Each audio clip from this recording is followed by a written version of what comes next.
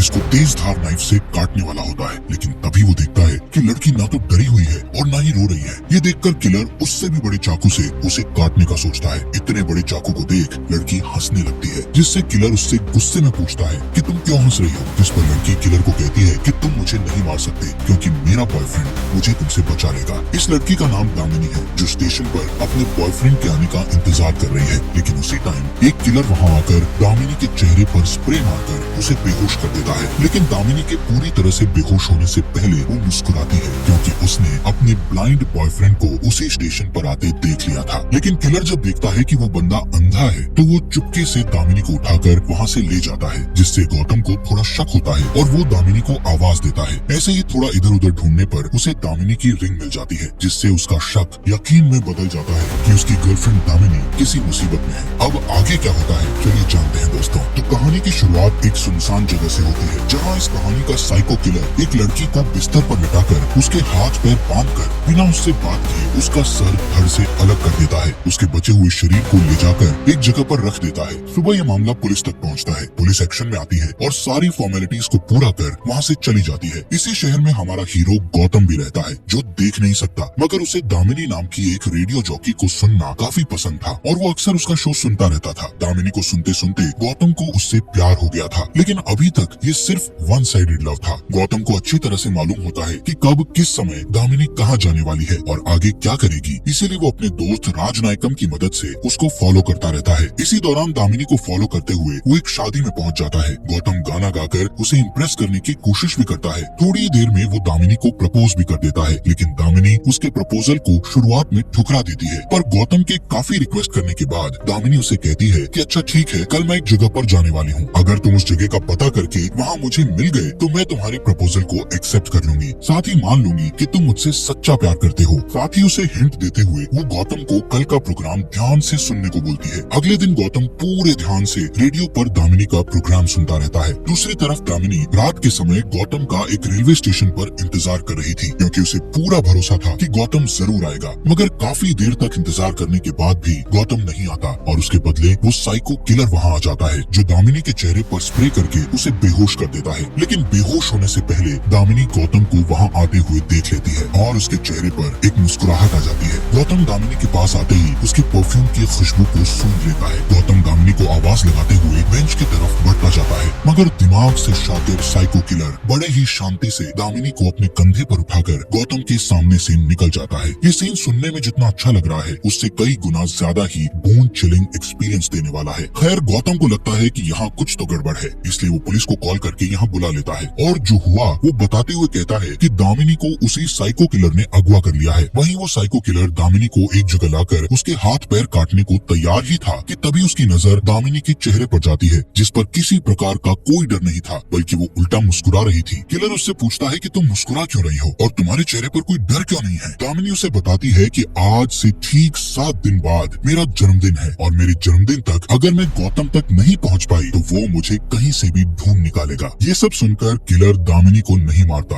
और उसके चैलेंज को स्वीकार कर लेता है। थोड़ी देर बाद किलर बाहर जाकर एक प्रोस्टिट्यूट को बुक करता है और बेहोश करके अपने यहाँ ले आता है। दामिनी की जगह उसके हाथ पैर बांधकर उसका भी सर धड़ से अलग कर देता है। इतना सब करने के बाद किलर दामिनी से कहता है कि जब गौतम तुम्हारी खोज करते हुए यहाँ आएगा तब मैं उसका सर काट के तुम्हारे हाथ में और तुम्हारा सर काट के उसके हाथ में रख दूंगा। अगले दिन किलर प्रोस्टिट्यूट की बॉडी को बाहर फेंक देता है। जल्दी ही पुलिस भी वहाँ पहुँच जाती है। पुलिस ऑफिसर मुथु कमिश्नर को बताता है कि दामिनी के पिता ने कंफर्म किया है कि ये बॉडी दामिनी की नहीं है। बॉडी की बात सुनकर गौतम भी वहाँ पहुँच जाता है और स्मेल से वो भी समझ जाता है कि ये दामिनी नहीं है। गौतम फौरन सुशीला नाम की साइकियाट्रिस्ट के पास जाता है। जाकर वो उन्हें बताता है कि दामिनी अभी भी जिंदा है। डॉक्टर सुशीला बताती है कि ऐसा होना तो नहीं चाहिए, क्योंकि वो किलर जिस भी लड़की को किडनैप करके ले गया है उसे मार कर ही छोड़ता है। फिर दामिनी के केस में ऐसा क्या अलग हुआ। साइकियाट्रिस्ट गौतम को हौसला देते हुए कहती है कि 1.5 साल से पुलिस उसके पीछे पड़ी है, मगर अभी तक उसे नहीं पकड़ पाई। शायद इस बार तुम उसे पकड़ सकते हो। लेकिन फिर भी गौतम पुलिस कमिश्नर के पास जाता है उनसे मदद मांगने के लिए। वहीं पर अकबर नाम का कांस्टेबल उसे कमला नाम की एक एक्स पुलिस ऑफिसर के बारे में बताता है, जो पहले इस केस पर काम कर चुकी थी। कमला का पता निकालकर गौतम फौरन उसके घर पहुंचता है और उसे दामिनी के बारे में सब कुछ बता देता है। लेकिन कमला उसे यहाँ आने के लिए मना कर देती है, साथ ही उसे अनाप शनाप बोलने लगती है। दरअसल एक एक्सीडेंट में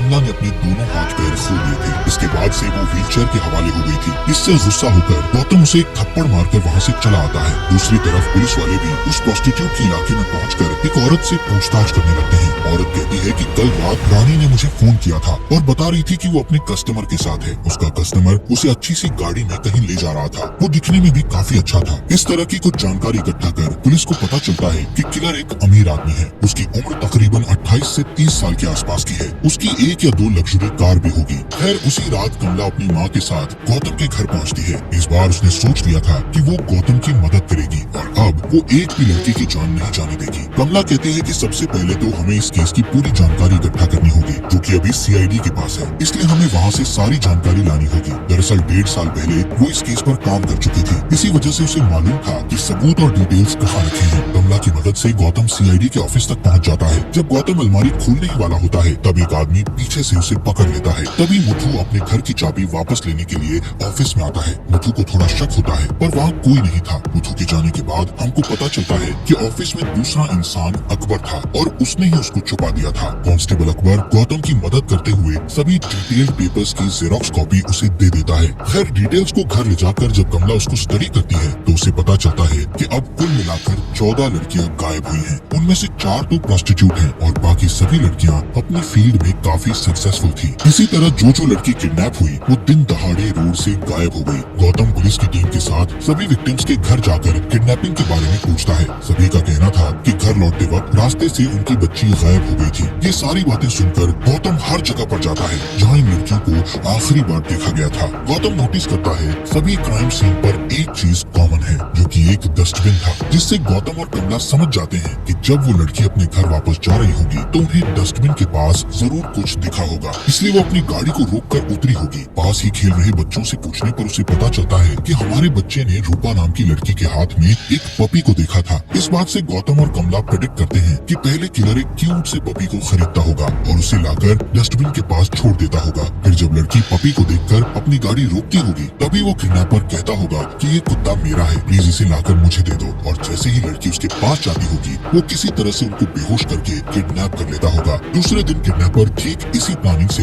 एक नई लड़की को किडनैप करने वाला होता है, मगर वो इसमें सफल नहीं हो पाता क्योंकि कल कमला और गौतम ने ट्विटर पर ट्वीट करके सबको बता दिया था कि जहाँ पर भी कुत्ता दिखे तो उससे दूर ही रहें। इसलिए ये लड़की किलर के जाल में नहीं फंसे। ट्वीट का पता चलते ही दिल मिलाया हुआ किलर हैकर के पास जाकर ये पोस्ट डिलीट करने को कहता है और काम होने के बाद वो इस हैकर को भी मार देता है। उसी रात किलर उस लड़की को भी किडनैप कर लेता है जो आज सुबह इससे बच गई थी। किलर उस लड़की को अपने यहाँ लाकर एक बार फिर मार डालता है, मगर इस बार वो लड़की का सर काटकर उसका धड़ लाकर गौतम के घर के बाहर रखकर एक मैसेज भेजता है जिस पर लिखा था एडवांस हैप्पी बर्थडे। गौतम को उस लड़की के शरीर से एक अजीब सी महक आती है, इसलिए वो राजनायकम से कहकर एक सफेद और एक काले पिग को लाने के लिए कहता है। राजनायकम ऐसा ही करता है और वो उसके सामने दोनों पिग लाकर रख देता है। गौतम कमला को बताता है कि उसे इस लड़की की बॉडी के साथ ही इससे पहले मरने वाली प्रोस्टिट्यूट लड़की से सफेद पिग वाली गंध आ रही थी। वो लोग एक एक करके सभी पिग फार्म पर जाकर खोजबीन करने लगते हैं, मगर कोई भी पिग फार्म में उनको ऐसा यंग मालिक दिखाई नहीं देता जो किलर की हुलिये के साथ मैच होता हो। इसी दौरान मुथु को ये बात पता चल जाती है कि गौतम और उसकी टीम पिग फार्म जाकर पूछताछ कर रहे हैं क्योंकि मुथु ने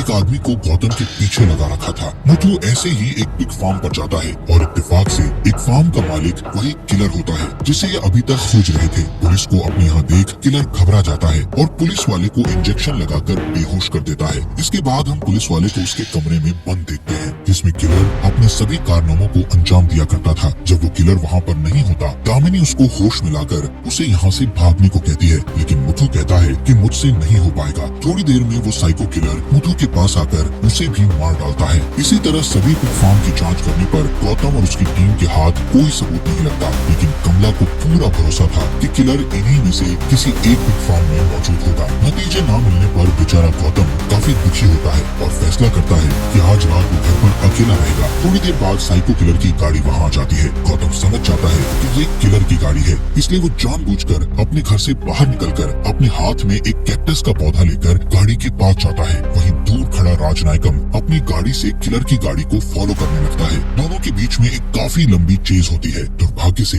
राजनायकम किलर के हाथों मारा जाता है। किलर राजनायकम के फोन से गौतम को फोन करके बताता है कि मैं दामिनी को उसके जन्मदिन वाले दिन मार डालूंगा। गौतम को अगले दिन राजनायकम के बारे में पता चलता है। ये सुनकर वो बहुत दुखी होता है, लेकिन राजनायकम उसकी आंखें था। साथ ही एक सच्चा दोस्त भी। पोस्टमार्टम करने वाले डॉक्टर गौतम को उसका सामान देते हुए उसे बताते हैं कि किलर उसकी दाहिने हाथ की छोटी उंगली को काटकर अपने साथ ले गया है। ये सब देखने के बाद गौतम कमला और उसकी माँ को कहता है कि वो अब और किलर के पीछे नहीं भागेगा। इस बात से कमला काफी नाराज हो जाती है और कहती है कि अगर तुम्हें इतनी जल्दी हार माननी थी तो मुझे क्यों निकाला अंधेरे से बाहर? क्या जरूरत थी मुझे उम्मीद देने की? सब मेरी गलती थी जो तुम पर भरोसा किया। अगर उस समय मैं कॉलेज की सीढ़ियों से नहीं गिरी होती तो आज मैं ये केस अकेले ही सॉल्व कर लेती। ये कॉलेज वाली बात सुनकर गौतम और कमला सीधे उस कॉलेज में जाकर पूछताछ करते हैं जहाँ कमला 1.5 साल पहले आई थी। दरअसल यहाँ एक स्टूडेंट का भी मर्डर हुआ था। उसी सिलसिले में कमला यहाँ आई थी। सीसीटीवी फुटेज की जांच करने पर एक सस्पिशियस आदमी दिखाई देता है जो अपना मुंह छुपाए हुए बैठा था। कमला और गौतम दोनों फौरन प्रिंसिपल से मिलते हैं। उनसे पूछते हैं कि ये कौन व्यक्ति है जो इस वीडियो में आपके बगल में बैठा है। प्रिंसिपल उन्हें बताते हैं कि मुझे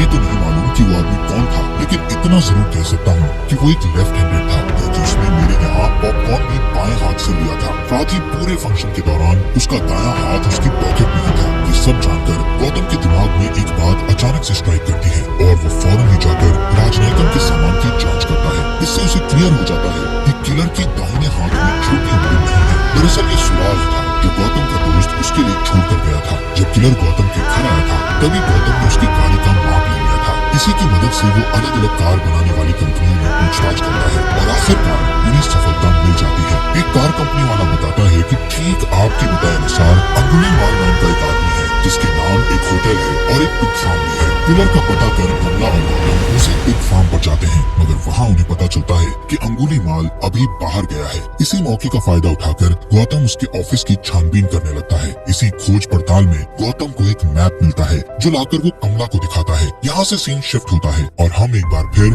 दामिनी को देखते हैं इस बंद कोठरी में। दामिनी को एक औरत दिखती है जो कई सालों से यहाँ कैद है। दामिनी के पूछने पर वो बताती है कि मेरा नाम रेचल है। रेचल अंगुली माल की टीचर थी। अंगुली माल एक अनाथालय में बड़ा हुआ था। बचपन में रेचल ने किलर को सजा दी थी। उसी का बदला अंगुली माल आज उससे ले रहा है। दूसरी तरफ कमला मैप पर माचिस की तीलियां लगाकर गौतम के लिए मैप को समझने में आसान बना देती है। गौतम भी उंगलियों के सहारे मैप को याद कर लेता है। गौतम और कमला ठान लेते हैं कि ये दोनों जाकर दामिनी को वहाँ से छुड़ा लेंगे। कमला दिशा बताती है और गौतम ड्राइविंग करता है। अंगुली माल दामिनी को एक जगह लाकर एक कुर्सी पर बैठा देता है और उसके सामने उसकी टीचर रेचल भी होती है। असल में अंगुली माल के बचपन में जो घटना हुई थी उसको रिक्रिएट करता है। उसकी टीचर रेचल ने उसे बचपन में मास्टरबेट करने के लिए सजा दी थी। उस दिन टीचर रोज उसे 60 बार मारा करती थी। अंगुली माल अपने टीचर के सामने गिड़गिड़ाने लगता है कि टीचर मुझे माफ कर दो, मुझसे गलती हो गई। इस ड्रामे के बाद अंगुली माल अब दामिनी को मारने की तैयारी कर रहा था कि तभी दामिनी उससे सवाल पूछती है कि जो पुलिस वाले की डेड बॉडी पड़ी थी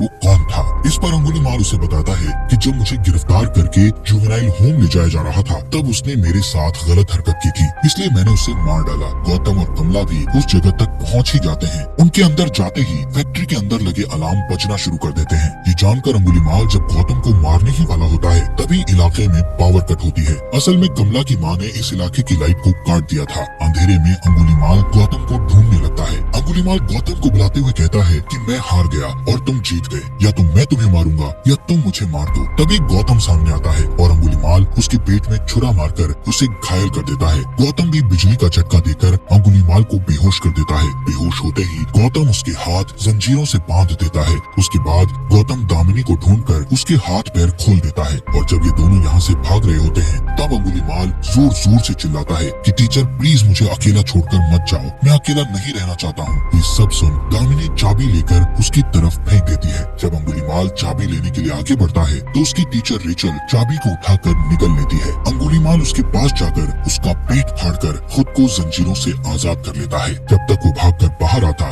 तब तक दामिनी, गौतम और हमला वहाँ से जा चुके थे। दूसरे दिन पुलिस दामिनी को प्रेस के सामने बैठा देती है। दामिनी से पूछने पर वो अपना बयान देती है कि मुझे उस व्यक्ति में कोई साइको किलर नहीं दिखा, बल्कि मुझे तो एक छोटा बच्चा दिखा जिसे सबने अकेला छोड़ दिया था और उसके अकेलेपन का फायदा उठाया गया। अगर मैं ही उसकी माँ या बहन होती तो शायद उसे इतना प्यार मिलता कि वो कभी साइको किलर नहीं बनता। इस तरह से वो अपनी सिंपैथी शो करती है। ये इंटरव्यू अंगुलीमाल भी देख रहा था। वो समझ जाता है कि अब जाकर किसी ने उसे समझा है, किसी ने मुझे प्यार की नजरों से देखा। अपनी गलती और हार मानकर अंगुलीमाल एक पहाड़ से कूदकर अपनी जान दे देता है। इसी के साथ आज की फिल्म का यही अंत होता है। बात करें अगर फिल्म की तो हमेशा से पैटर्न देखा जाता है कि जबरदस्त फिल्म या कहानी में राइटर या डायरेक्टर जिसे बुरा बताना होता है उसे बुरा ही बताते हैं, लेकिन शायद उसके साथ ये बताना भी बहुत जरूरी है कि आज वो ऐसा है तो क्यों है। हम अंगुलीमाल को ही देखेंगे तो क्या आप कभी उस व्यक्ति, समाज या लोगों को माफ कर पाते जिसने आपके साथ गलत किया है। एक टीचर का काम सिखाना होता है, लेकिन एक गलती की सजा रोज बार बार देना ये गलत है, जैसा कि हमने इस कहानी में देखा। इसी के साथ ये कहानी यहीं पर खत्म हो जाती है। ভিডিওটা দেখার জন্য অনেক অনেক ধন্যবাদ ভাই ও বন্ধুরা। তো লাইক করে দেবে, সুন্দর একটা কমেন্ট করে দেবে, লেটেস্ট ভিডিওগুলো পাওয়ার জন্য পেজটাকে ফলো করে নেবে। তাহলে কি হবে, পরের ভিডিওতে আবার আপনাদেরকে ভালো ভালো ভিডিও দেখাতে পারবো। তো অনেক অনেক ধন্যবাদ। ভালো থাকবেন, সুস্থ থাকবেন। কে কোথা থেকে দেখছেন একটু কমেন্ট করবেন।